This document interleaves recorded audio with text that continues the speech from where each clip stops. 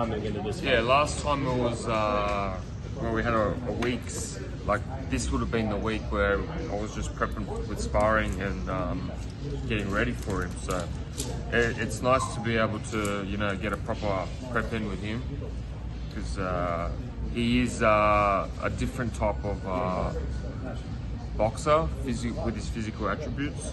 So yeah, it's been good. You know, in what way do you think you and Sebastian are going to be better in this rematch? Well, what way do you think you guys are going to both be even better than you were in the first fight? I think the fact that we know each other now, we've shared the ring for 12 rounds. That's a big difference, and we'll both make adjustments, and we'll see who's going to make it correct on the night. How much of this camp was about adjustments? You know, your trainer and you know, specifically dialing up little things in training and it's been big. It's been big. A big part. It's been refreshing to focus even with a southpaw. You know, working on southpaw tactics and someone that tall and closing the distance, and you know, it's been big. How do you manage to keep your power, not lose anything, punching up, you know, almost a foot up? How do you, keep all the leverage? Yeah, I think it really depends. You gotta just stay strong, I guess, on your feet and just be ready for anything. You know, I just had to ask you about this, Tim. There's a little fun going on Twitter right now about Sugar Ray Robinson. Yeah. Shakur Stevenson was kind of downplaying him, saying like boxing's evolved since then, so he wouldn't be a great fighter today because of the evolution. What do you think about that, Tim? Nah, you can't disrespect the greats. You know, you can't talk bad. There's people that are cemented legacies and people that have created boxing for what it is. And Sugar Ray Robinson was a big part of that. So, nah, he's there in the Mount Rushmore for sure. I'm with you, but it's an interesting discussion he brings up. Like, do you think if you took him from a time machine from when he was middleweight, welterweight champ, and placed him today, would he have to adjust certain things, or he'd be able to do the same shit he did then and be just as dominant? I think boxing. Of course, over the years we become stronger, we become quicker, we become better. But yeah, it's different eras. We can't predict these things. We can't understand. You know, of course, boxing. There's been a big evolution, of course. But those old school boxers, they brought something that the new boxers don't really have. You know, like what? Tim? Skill, the way they fight, the amount of fights they had. You know, they used to fight all the time, experience-wise, how comfortable they are in the ring. You get fighters fighting once a year, and that's you're active if you fight twice a year. You know, back in those days, there was no such thing as that.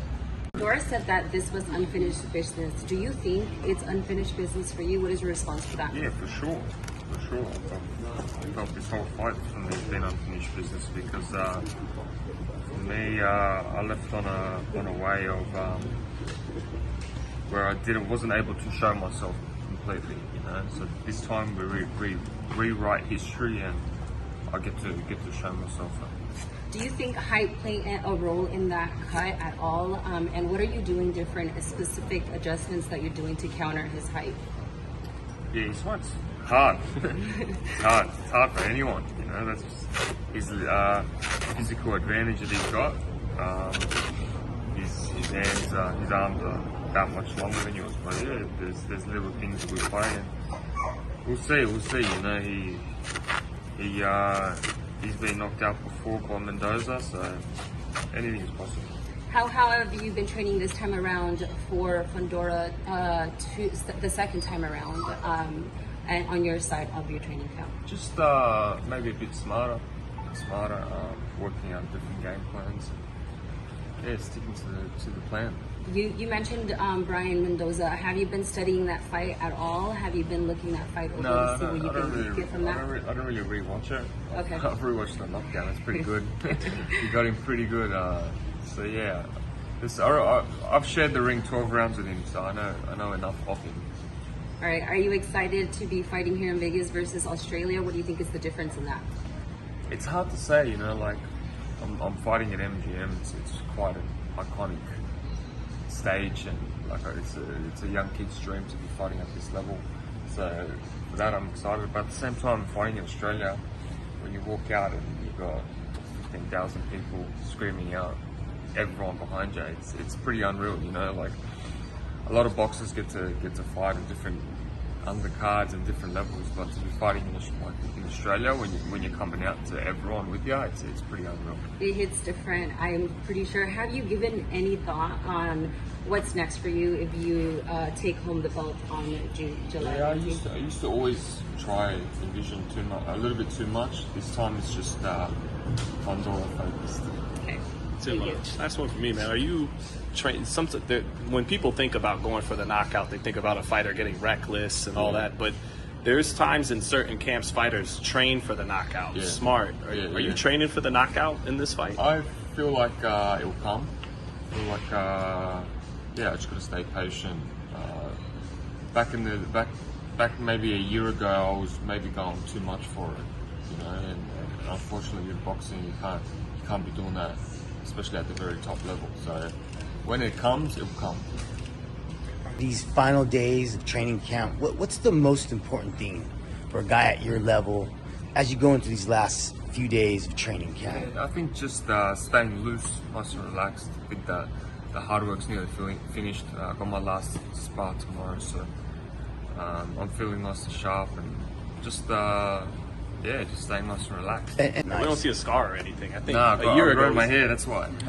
Is that part of it? Fashion, man, fashion.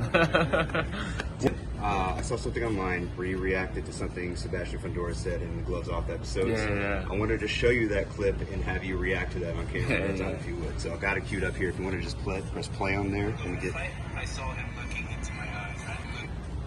Everyone knows. I don't even have to explain that part.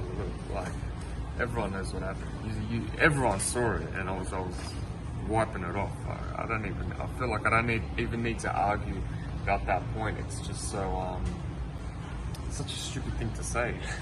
It's just not understandable at all. You called him a bullshitter. It is a bullshit. It's just a bullshit statement, you know, to say that I couldn't see.